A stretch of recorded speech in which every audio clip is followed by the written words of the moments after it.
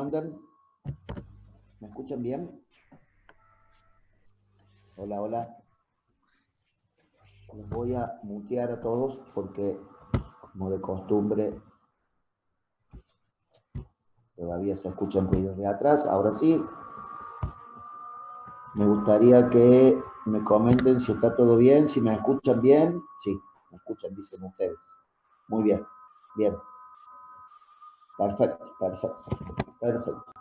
Hoy vamos a ver eh, una clase medio de mucha teoría, que por supuesto está todo en el apunte de Dante Quinteros, pero que yo fui sacando unos resumitos, unas impresiones de pantalla.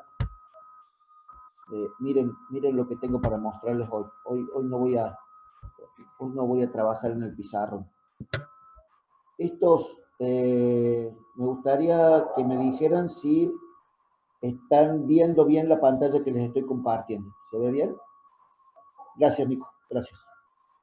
Bueno, si ustedes ven acá, yo les quiero mostrar, tengo 8 hojas de un documento que es así todo, pedacitos de pantallas de el apunte de Dante.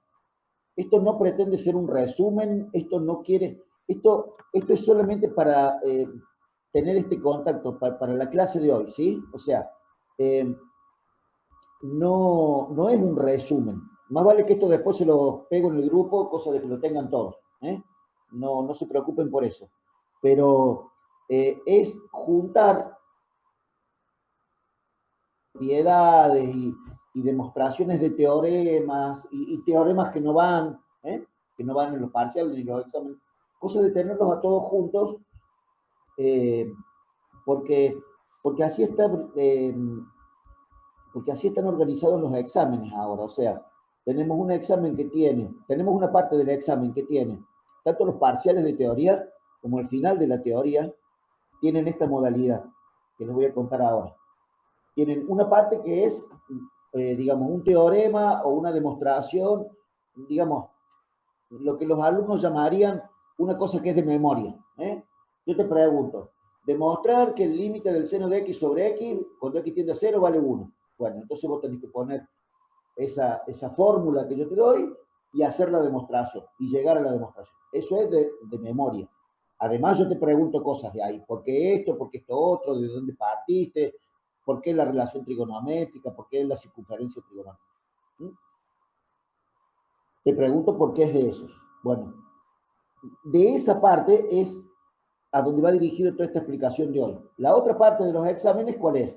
Es esta que habíamos hecho hasta la semana pasada, esto de poner un gráfico y en un gráfico explicar por qué la discontinuidad tal cosa, por qué la función es creciente, por qué la discontinuidad es de otro tipo. ¿eh? Ustedes van a ver que acá también están las explicaciones conceptuales de todo eso. Pero me gustaría, sobre todo, dejar muy bien aclarado que estas imágenes no pretenden ser un resumen del apunte de Quinteros. ¿eh? Para estudiar hay que estudiar del apunte, o sea, el apunte ya es un compendio bastante ajustado de contenidos. Esto es para la clase, para trabajar temas en la clase. Así que, si no, ustedes no tienen ningún comentario para hacerme, comenzamos con esto de teoría pura, digamos, sin gráficos. Disculpen, denme un segundito nada más.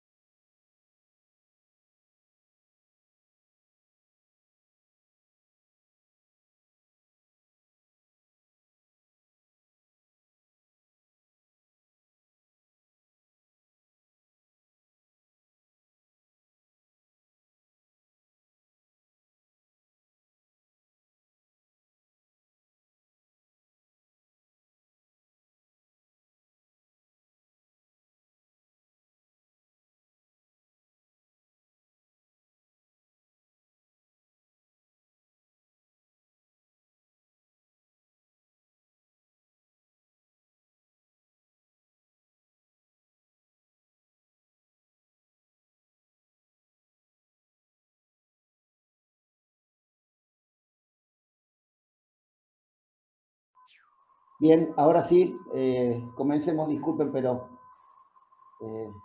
tenía un problema que solucionar en la puerta de casa. Gente, veamos esta situación de las definiciones y de los teoremas. Primer concepto central, infinitésimo. El infinitésimo es una magnitud variable que tiende a ser cero, o sea, es tan chico como yo quiero. Pero el tema es que no es solamente que es chiquito, sino que es variable y chiquito. Entonces, el concepto en palabras está resumido como una función, fíjate vos, como una función,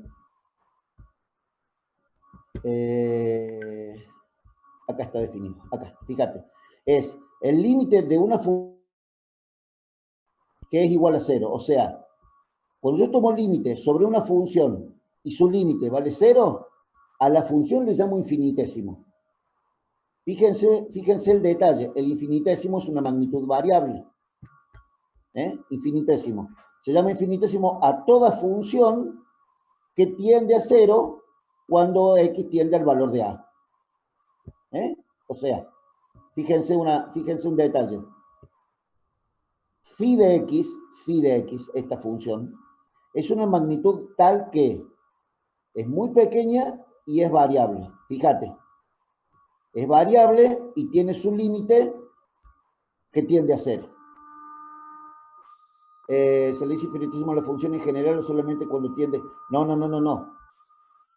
Una función, cuando tiende a un valor y me da cero, ese es el infinitésimo. O sea, tengo que tomar límite para un valor que se acerca a ser cero. En el infinitésimo estoy tomando un límite. O sea, el infinitésimo es un concepto que sale del límite. Fíjense una cosa. El radio atómico. Es una cosa chiquitita. El radio atómico, la pregunta siempre es más o menos la misma. Yo pregunto, ¿el radio atómico será un infinitésimo? Y no, porque es chiquitito, pero es constante. O sea, es constantemente igual a una magnitud pequeña. Entonces, le falta la otra parte de la definición, que es una magnitud variable. Porque el infinitésimo es más o menos lo que le falta. Fíjate vos lo que es el infinitésimo. Es lo que le falta a la tendencia para llegar a ser el valor que yo quiero que sea. O sea, fíjate, si yo tomo límite para x que tiende a 3, un valor muy cercano a 3 es 3,1. Bueno, esa diferencia entre 3 y el 3,1 que yo tomo en el límite, eso es el infinitésimo, ¿ves?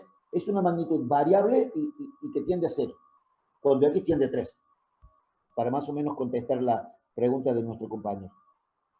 Perdón, sí, de Matías. Ese es el concepto, una magnitud que tiende a 0, pero variable, o sea, una función. Tenemos después para definir órdenes de infinitésimos. Los órdenes de los infinitésimos se definen como cuánto de rápido tiende a 0 ese infinitésimo. Es decir, hay infinitésimos que tienden a 0 más rápido que otros. Entonces, cuando yo tomo el límite de un cociente de dos infinitésimos, un infinitésimo que se llama phi y un infinitésimo que se llama mu, esta u con la pata larga es la letra griega mu, fíjate. Cuando phi de x y mu de x son dos infinitésimos para x que tiende a, diremos que phi de x es un infinitésimo y mu de x es un infinitésimo si está sucediendo esto, y entonces fíjate, el valor de c puede ser o infinito o cero. Fíjate, o puede ser una constante, un número. Fíjate, te da 0, quiere decir que el numerador llega a 0 más rápido que el denominador. Si todo este límite te da infinito, quiere decir que el denominador llega a 0 más rápido que el numerador. Bueno, estos son conceptos que hemos utilizado en cuando tomábamos límites de polinomios, no sé si ustedes recuerdan. Bueno, ese concepto está basado en esto que se llama orden de infinitésimos. Después tenemos, bueno, esto que se llama comparación de infinitésimos, yo lo puse acá para que ustedes lo vean del apunte. Es un tema así, comparación quiere decir cuál tiende más rápido a ser cero. O sea, cuál es el infinitésimo de mayor orden, quiere decir que tiende más rápido, que el infinitésimo tiende más a ser cero, solo eso. Bien. Conceptos de continuidad. El concepto de continuidad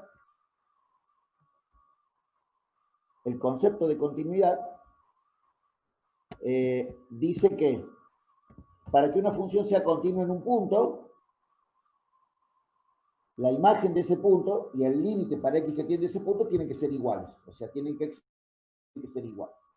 Bueno, cuando alguna de esas cosas no sucede y tenemos que la función es discontinua. Entonces, el tema no se llama continuidad y discontinuidad. El tema se llama definición de continuidad y clasificación de discontinuidades. ¿Estamos de acuerdo? Entonces, ¿cómo se define la continuidad? Primero, la continuidad o la discontinuidad, digamos, la continuidad se estudia en un punto del eje X, que le vamos a llamar o X0 o A, depende cómo la notación que queramos usar. Si la función es continua, bueno, es continua, chau, listo. O sea, esto acá, donde dice continuidad, iría a la definición de continuidad en un punto. Las tres condiciones y la condición básica, que es la última. Pero cuando la función no es continua, y bueno, se pueden presentar todos estos casos que tenemos acá en la tablita esta de la discontinuidad, que define todos los estadios, estos diferentes estadios de la función para no ser continua. Entonces, decimos que la función discontinua puede ser o evitable o no evitable. La función es discontinua evitable cuando tenemos lo que se llama, por ejemplo, un punto vacío. Acá yo tengo los dos dibujitos que lo voy a agrandar un poco porque quedan un poco chicos acá. Fíjate, este punto vacío es un punto de discontinuidad evitable. Vamos a decir que la función es discontinua evitable en x igual a 2. ¿Ves? Porque los límites laterales existen, pero f de 2 es lo que veíamos en los gráficos. No sé si te acordás de la semana pasada que conversábamos y que decíamos, bueno, fíjate, acá, este es un punto vacío también, es un huequito, porque la imagen de 1 está acá. O sea, f de 1 vale 3, pero los límites para x que tiende a 1 y vale este valor de 1. Bueno, están súper bien acomodados acá todos los valores y explicados. Entonces, es importante entender que la discontinuidad es evitable, el concepto de discontinuidad evitable es cuando la función tiene un punto vacío. Ese punto vacío puede directamente no estar en el dominio, o sea, puede ser que 2 no pertenezca al dominio, o sea, tenga un punto vacío nada más, o puede ser que para x igual al valor que estoy analizando, en vez de estar el punto donde correspondería a los límites, está, por ejemplo, más arriba. Bueno, ahí tengo dos ejemplos que no dan diferenciabilidad, no dan diferenciación. Es discontinua evitable. Ahora, cuando la discontinuidad es no evitable, dice nuestro cuadro, cuando la discontinuidad es no evitable, puede ser de primera o de segunda especie. La discontinuidad es no evitable cuando hay un salto. Ahora, los saltos pueden ser de varias formas. La primera forma de clasificar los saltos es cuando decimos discontinua no evitable de primera especie. Los dos límites laterales existen. Acá es cuando alguno de los límites laterales no existe, o sea, se llama discontinua no evitable de segunda especie o no evitable esencial. Yo voy a, esta palabra esencial acá está generando un poco de ruido. Me parece que está mal puesta acá. Esto esencial debería estar acá. No evitable o esencial. Ya voy a hablar con Dante y le voy a preguntar eso. Recién se me plantea la duda. Bueno, ya lo conversamos. Ya lo conversamos. Entonces, la discontinuidad es no evitable cuando hay un salto. Cuando hay un salto. ¿Cómo vamos con la visión de la pantalla y todo eso? ¿Vamos bien? Alguno que me grite. Ah, bien, bien, Juli, bien. Eh, ¿Están viendo la pantalla? Está todo bien. Listo. Perfecto. Sigamos. Vamos a ver ahora entonces las discontinuidades no evitables. No evitables.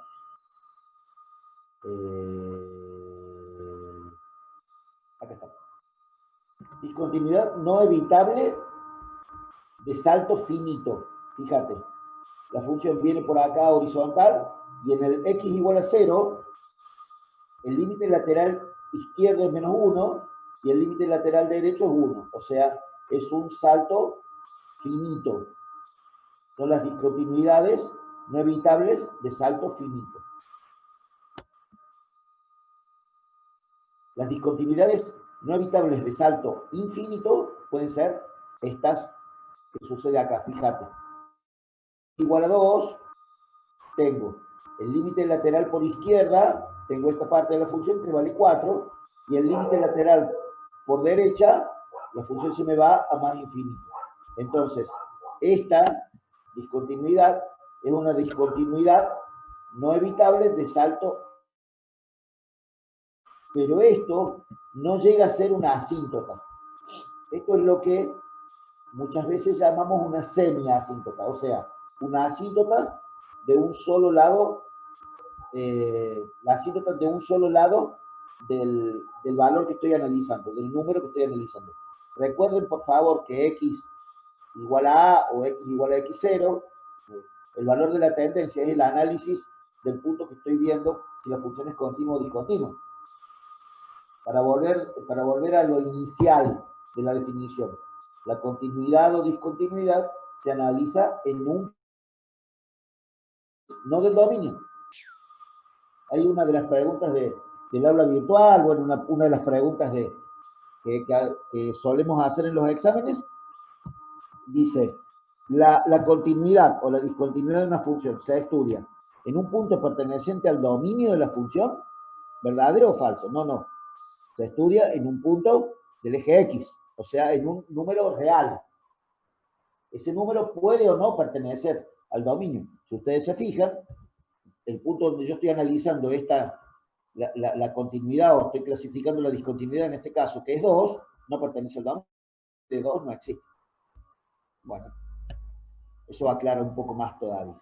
Y la otra, la última, que es la discontinuidad no evitable asintótica, que también es un salto infinito, bueno, es la asíntota que nosotros conocemos.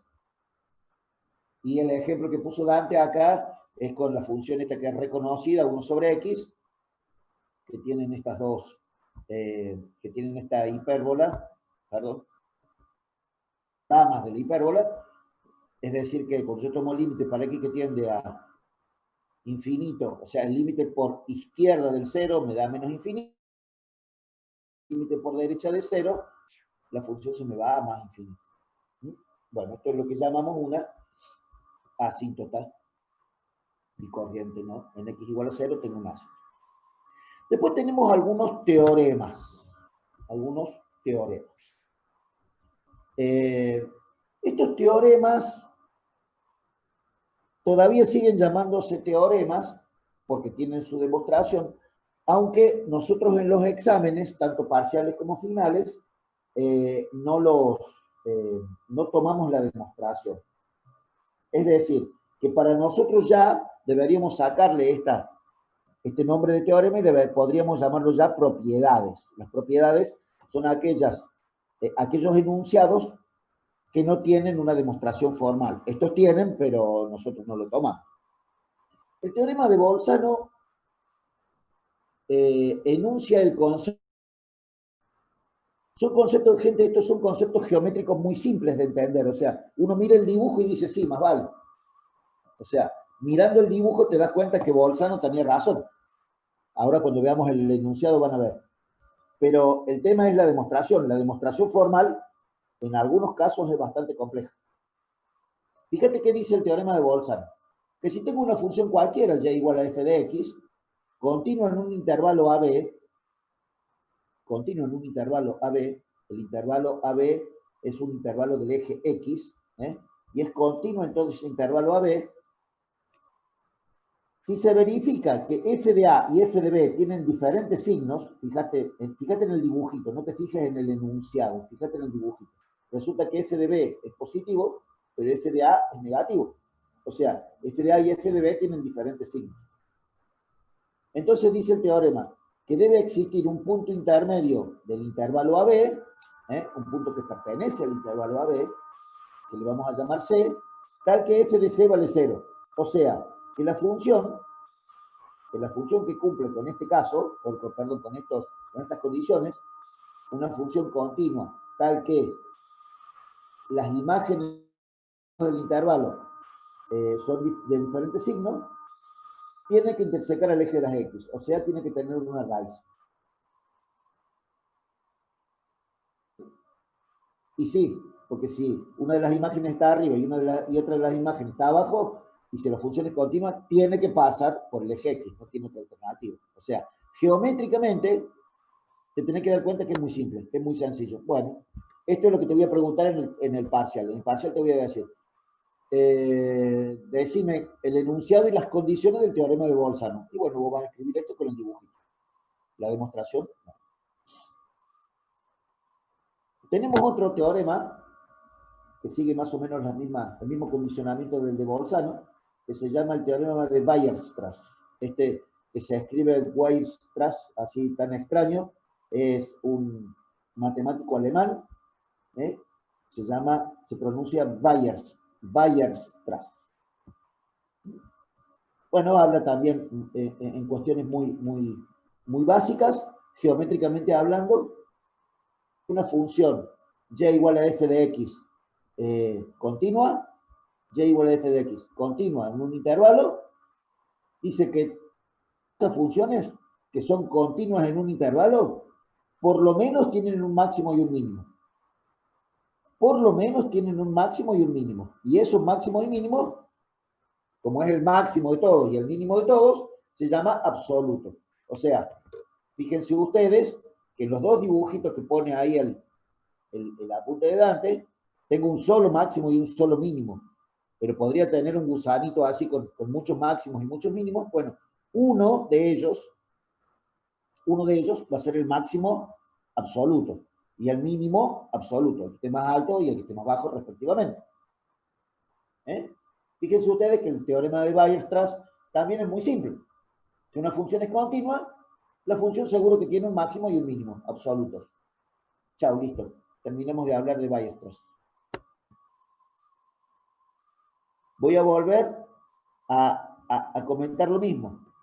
Desde la geometría, los teoremas estos son muy simples. La demostración es compleja. Bueno, fíjense ustedes que yo dejé ahí una nota que pone el apunte de Dante, que está muy buena, que dice, el teorema dice que existe, pero no lo determina, o sea, no te dice cómo calcularlos, te dice que existen. ¿Quién es el que te ayuda a encontrar los máximos y mínimos? O sea, digamos, el punto del mínimo y el punto del máximo, ¿quién es el que te ayuda a encontrarlo? Y la derivada. Cuando vos tenés la derivada igualada a 0, calculás el x de la derivada igual a 0 y ahí tenés la condición necesaria de extremos. Otro concepto importantísimo de este análisis matemático es la diferencial o el diferencial de una función. Todavía no sé si se dice la diferencial o el diferencial. No lo tengo ahí muy registrado porque lo escucho siempre de las dos, de las dos formas. Así que lo voy a decir algunas veces de una forma y otras veces de otra. El diferencial de una función el diferencial de una función, surge de el concepto de magnitud que cambia de valor en forma muy pequeña. Eso es un diferencial de una función. Fíjate, cuando yo digo en física, el auto se mueve desde las 10 de la mañana hasta las 10:05. La variación de tiempo se mueve desde las 10 hasta las 10:05. La variación de tiempo son 5 minutos. Porque hago 10:05 menos 10 horas, me da 5 minutos. Eso es lo que llamo delta t. El delta t sería equivalente al delta y de la función esta, mirá. Cuando yo hago el delta y, perdón, el delta x es el tiempo, es el incremento, es un incremento que yo lo alcanzo a ver, son 5 minutos, 3 minutos, 2 segundos, son magnitudes que yo alcanzo a notar que han cambiado. Cuando yo tengo un tiempo instantáneo, es decir, la variación del tiempo es muy corta, eso en vez de ser una variación, en vez de ser un delta t, es un diferencial de tiempo. El diferencial de tiempo es una magnitud de cambio, es una magnitud variable, pero infinitamente pequeña. Lo que pasa que, al contrario del infinitésimo, el diferencial de una función se define con la derivada de la función multiplicada por la variación de la variable dependiente. Es decir que, miren esto, quiero comentarles esto en el pizarrón para que ustedes lo tengan. Dada una función y igual a f de x, obtengo su derivada como el límite para delta x que tiende a 0 del cociente de los incrementos. Es decir, la derivada de la función es el límite para el delta x que tiende a 0 del cociente incremental. Eso es la definición de la derivada. Pero esto también es el cociente diferencial. Entonces, de acá es donde se saca la definición en fórmula del diferencial. El diferencial de la función es igual a la derivada de la función multiplicada por el diferencial de la variable. Y eso que yo dije así, con muchas palabras, es lo que hay que saber para poder escribirlo. Eso te lo voy a tomar. Así que, si ustedes quieren, yo lo repito, así ustedes lo pueden escribir. Fíjate, dada una función y igual a f de x, cualquiera la que se te ocurra, su diferencial, el diferencial de y, es igual a la derivada primera de la función multiplicada por el diferencial de la variable, diferencial de x. Cuando uno está calculando y cuando está haciendo el práctico, habitualmente a esto le llama dx y a esto le llama dy o dy. Bueno, para el teórico eso es un error. Acá hay que hablar del diferencial de la función y hay que hablar del diferencial de la variable. ¿Estamos de acuerdo? Fíjense ustedes que viene como muy pesado en cuanto a léxico y a palabras todo esto, ¿no? Bueno, así, medio pesadito. Bueno, si ustedes quieren, esto o copienlo, tenganlo anotadito por ahí. Es la definición del diferencial, pero como si fuera una en fórmula, es la definición matemática del diferencial o de la diferencial.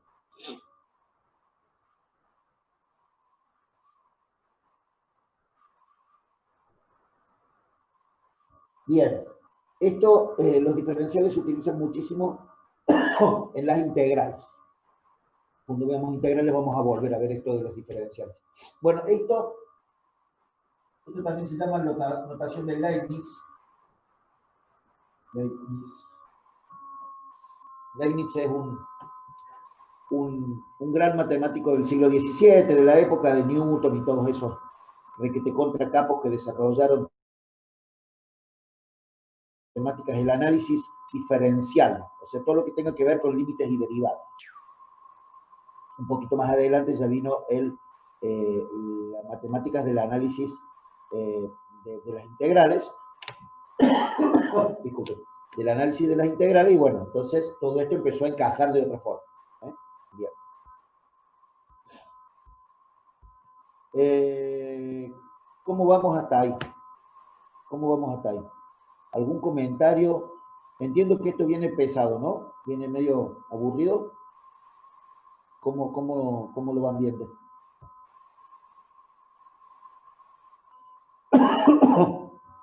Yo entiendo que estas cosas son medios de memoria, eso lo entiendo. Pero si va masticando de a poco, es como que de repente lo empieza a ver también en el práctico. Y bueno, y siempre recuerden, ¿no? O sea, este es el contacto que nosotros tenemos, el primer contacto que tenemos con el tema. Cuando vos te sientes a estudiarlo, si hay cosas que vos no entiendas, y para eso tenés mi teléfono y me preguntas, ¿no? Esa es la idea central. La clase esta termina cuando vos te sentaste a estudiar. Y si hay cosas que no entiendes cuando estás estudiando, agarras tu teléfono y me mandas un mensaje y me decís, profe, mira, yo estoy estudiando esto y la verdad que no me acuerdo, no entendí, no sé dónde lo tengo anotado, y lo vamos a conversar. ¿Sí? Bien. O sea que, profe, eso sería nomás el diferencial. O sea, en cálculo sería despejar el diferencial de X. Sí, fíjate. Cuando yo tengo esto me gustaría que lo tuviera. Yo tengo una función, por ejemplo, x cuadrado. De una función puedo calcular su derivada o puedo calcular su diferencial. Les pongo una función así bien tonta, cosa de que nos demos cuenta, ¿no? Esta función podría ser un lío gordo así, qué sé yo, logaritmo a la quinta, qué sé yo, no importa. ¿Cuál es la derivada de la función? Y la derivada de x al cuadrado es 2x. ¿Y cuál es el diferencial de la función? En la derivada de la función multiplicado por el diferencial de x. Quiere decir que el diferencial de la función es 2x con diferencial de x. Cuando veamos integrales, esto va a tener un sentido así fundamentalísimo. Ya van a ver por qué. Sí, profe, tiene mucho que ver. ¿Perdón? Digo que sí, tiene mucho que ver con integrales. Sí, pero y para los que no sepan integral y para los que no tengan ni idea, ni se preocupen porque lo vamos a ver de cero, ¿eh? O sea, vamos a ir siempre viendo despacio, tranquilo, sin volvernos locos. Porque si te volvés loco con esto, no entendés nada. O sea, llega un momento que es todo japonés. Y eso no nos tiene que suceder. ¿Estamos de acuerdo? Bien. En física ya nos hacen integrar, no entiendo nada. Claro. Lo que dice el Nico Aguirre tiene razón. Lo que pasa es que lo vas a entender cuando entiendas, cuando veas en análisis, cuando veas derivadas, ahí vas a entender todo. En realidad, la física debería estar en el año siguiente del análisis 1. Entonces, tendríamos que tener una carrera de 6, 7 años, no una carrera de 5, como está planteada la ingeniería hoy. Eso, por favor, tampoco me hagan mostrar mi idea al respecto, porque la verdad que mi opinión, yo siempre creo que las carreras de ingeniería no deberían tener 5 años, deberían tener 6 o 7. Pero bueno, la idea de la organización académica dice que con 5 años a ustedes le alcanzaría para cursar la carrera. Cuando en el mundo la ingeniería es justo al revés. Ciclo básico y después especialización. Las ingenierías en el mundo son de 3 años. Te dan una parte básica y después te dicen, bueno, ¿ahora qué querés ser? Ingeniero mecánico, ingeniero industrial, ingeniero en sistemas, ingeniero... con súper especialización, o sea, no mecánico. La ingeniería mecánica es monstruosamente grande. Después de los 3 años de ingeniería en el mundo, vas a estudiar, qué sé yo, ingeniería en materiales, por ejemplo, y solamente sabes de materiales. No ingeniería mecánica, como es acá, que es enorme. O la ingeniería en sistemas. La ingeniería en sistemas también es monstruosamente amplia. ¿Sí?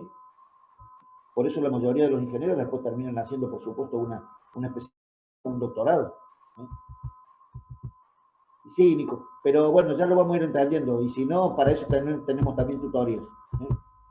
Yo tengo esta tarde, a media tarde, no sé muy bien a qué horario, tengo un alumno que quiere rendir en septiembre física y tiene este lío que dicen ustedes, o sea, él no se acuerda de análisis 1 y entonces no entiende cosas que le dicen en el teórico, en el Serway. No sé Yo si ayer tuve física, profe, y estábamos con el tema de, ¿cómo se llama esto? La velocidad media y la velocidad instantánea. Y yo la verdad que mucho no entendí porque usaba, digamos, el tema de la derivada, pero no entendí para qué sirve la derivada, digamos. la velocidad es la variación de espacio con respecto al tiempo.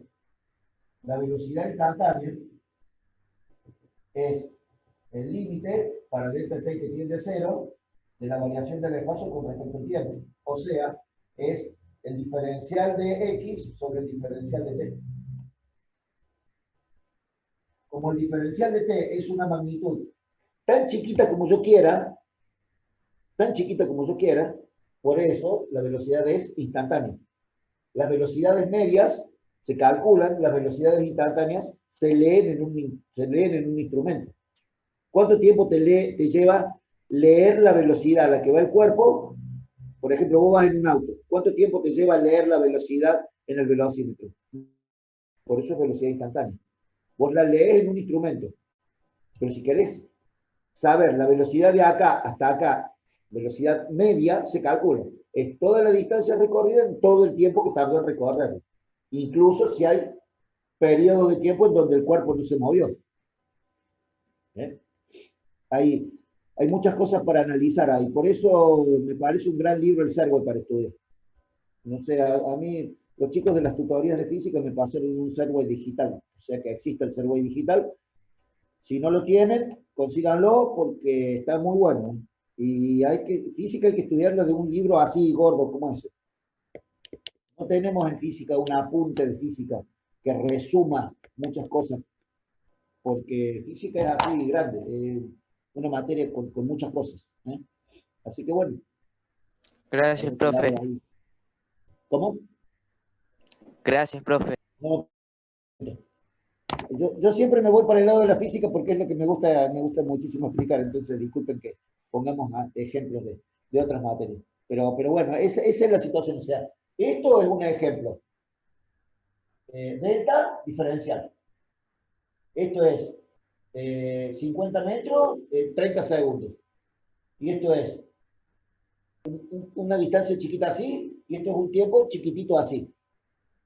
Guarda con eso, ¿eh? O sea, este cociente de incrementos, cuando el delta t tiende a cero, se transforma en este cociente, o sea, este cociente de incrementos, o cociente incremental, que se llama en el análisis matemático, se transforma en el cociente de los diferenciales de cada una de esas magnitudes. Distancia en un caso y tiempo en el otro. ¿Mm?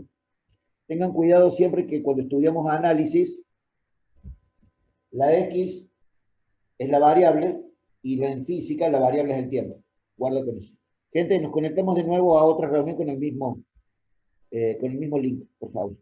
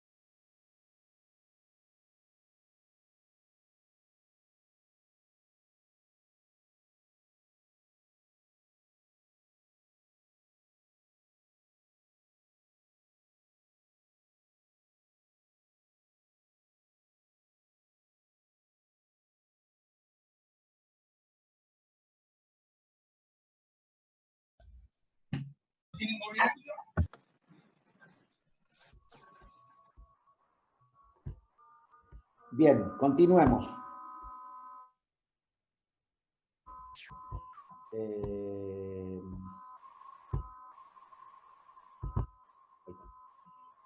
Entonces, esto es, con ejemplito y todo, esto sería el diferencial de una función. El concepto geométrico de la diferencial, que también es una cuestión importante, el concepto geométrico, fíjense ustedes, el delta y sobre delta x, el cociente incremental, fíjense dónde está. Acá está el delta x, es la diferencia en x de las coordenadas en x y de la coordenada en y. ¿Sí o no? ¿Entienden bien todo? O sea, este es delta x, fíjate. Tengo una función, dos puntos A y B, como cuando defino la derivada, ¿no? Dos puntos A y B, y una recta tangente en el punto A. Bueno, el delta x es la diferencia de ordenadas de los puntos A y B. O sea, es el xb menos el x de A. Y el delta y es este. El delta y está marcado acá. El delta y es esta diferencia. Es f de x de B menos f de x de A. O sea, este pedacito.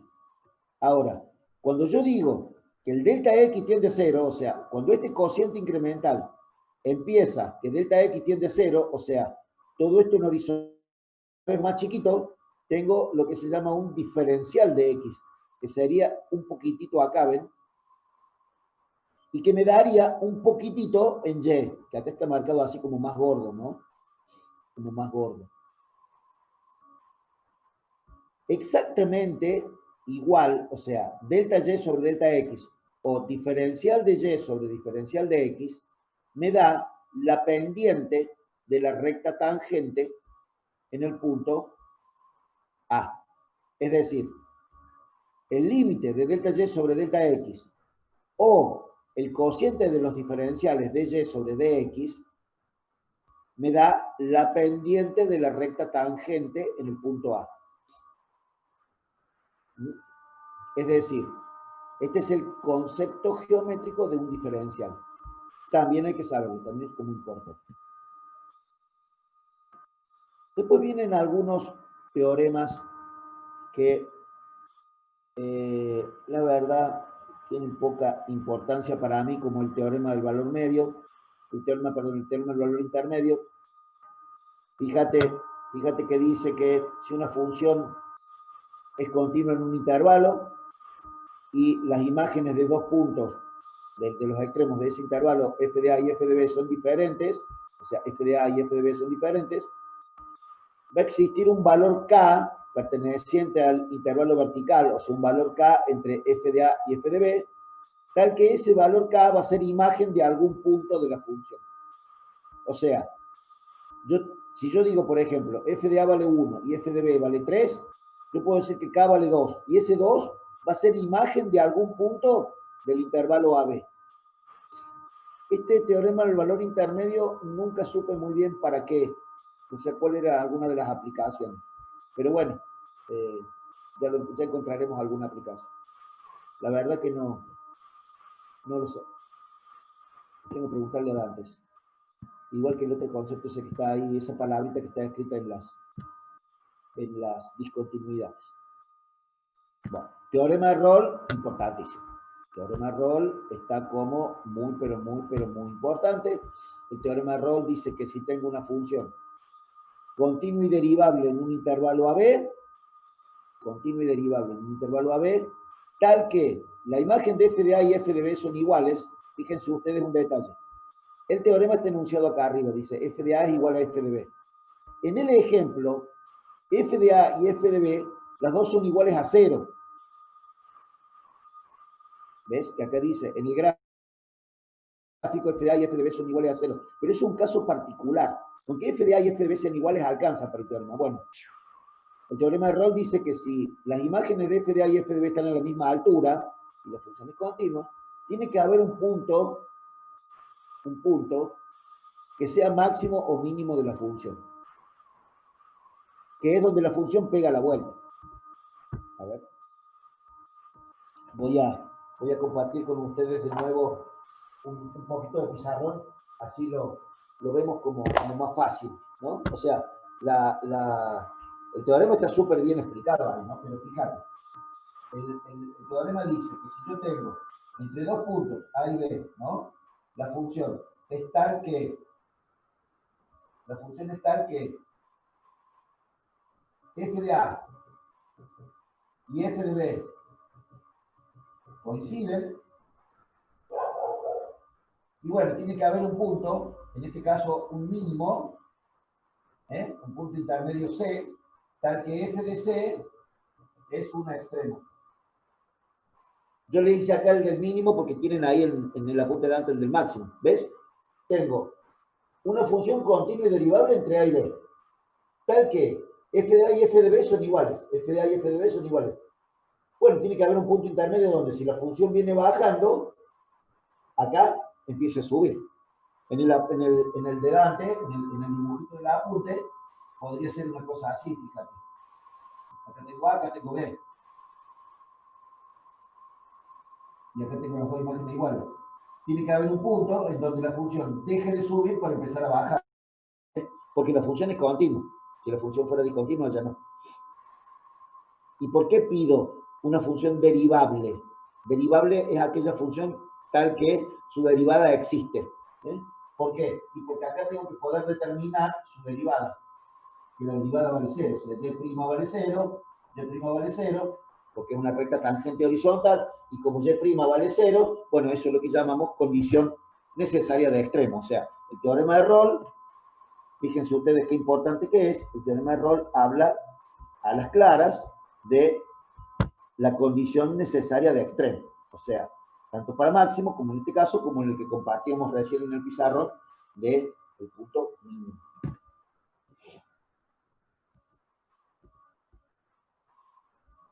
Bueno, este es el teorema de Rolle. Hasta acá vamos a ver hoy. Hasta acá vamos a ver hoy. Fíjense, f' de C vale 0. Esto es lo que hay que demostrar, que esta es la condición necesaria de extremo. Por eso hay una o dos preguntas en el aula virtual y que la tomamos como en los parciales, ¿no? Y como cuestión así muy conceptual. ¿Para qué sirve el teorema de Rolle? ¿Cuál es la fundamentación? ¿Qué fundamenta? Fundamenta la condición necesaria de extremo. Está ahí planteado. f' de C vale 0. F' de C vale 0. Fíjense, en P, que es el punto de ordenada para donde abscisa C, o sea, f' de C vale 0, porque la recta tangente que pasa por el punto P es horizontal. Entonces f' en C vale 0. Por eso el teorema de Rolle es pero tan importante. Muy bien. Gente, tenemos mucho de teoría hoy, ¿no? Mucho de cuestiones así conceptuales, de teoremas. Bueno, no sé si hay que sentarse a mirarlo tan profundamente, hay que pegarle una mirada así del apunte, y si la semana que viene quieren, podríamos conversar alguna duda o algo. ¿Qué les recomendaría yo? La semana que viene, un ratito antes de la clase, siéntense con este documentito que les voy a pasar yo ahora al grupo, y el apunte de antes pónganse a mirarlo, a cotejar los dos.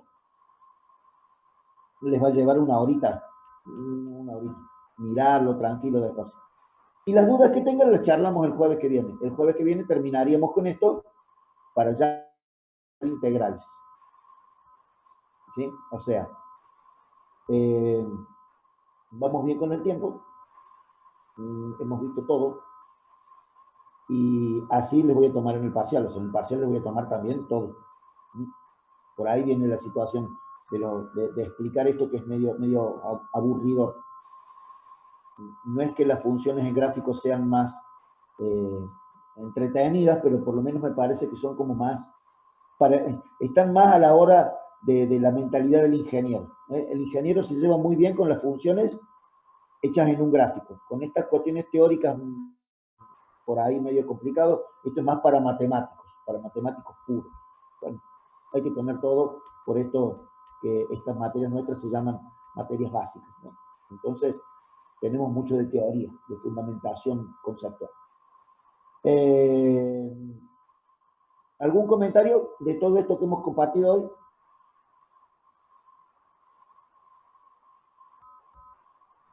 Bien, bien. Hay que sentarse a mirarlo, gente. No es la muerte, pero hay que ponerle ahí un poquitito de buena intención, ¿no? Así que actitud sería la frase, esa era la palabra que estaba buscando. Hay que ponerle aquí.